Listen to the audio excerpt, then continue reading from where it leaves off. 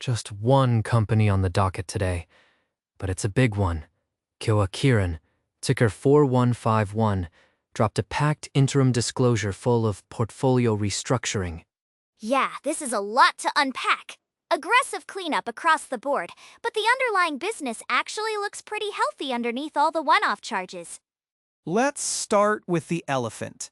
They killed KHK 4083, rocatinlimab, entirely, terminated the Amgen partnership, discontinued all clinical trials, and booked a 20.4 billion yen contract loss provision for trial shutdown costs.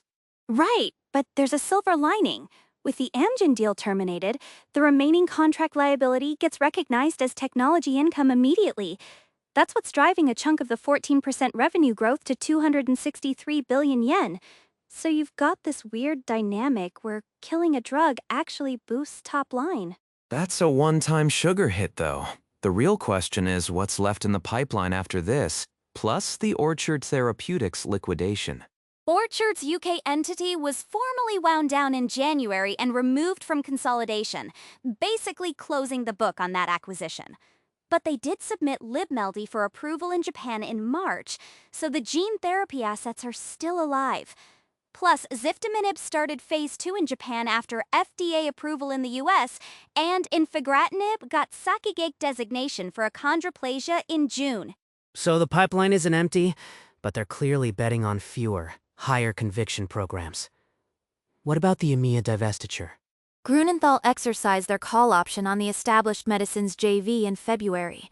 Kyowa Kirin got 5.4 billion yen in cash, but took a 500 million yen loss on sale. Not material financially, but it's a clean exit from non-core EMEA assets. And operationally, they're consolidating research sites to Yokohama and took a 5.6 billion yen impairment at the Takasaki plant. Feels like they're right-sizing the whole footprint. Exactly. Add in the leadership reshuffle, new CEO, Abdul Malik, and a dividend hike to 35 yen with a new 4% DOE policy. And the message is pretty clear. Streamline, focus, return capital.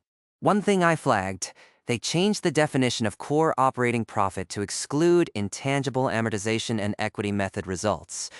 That's a friendlier metric for a company with a lot of acquired intangibles. Investors should watch that transition carefully.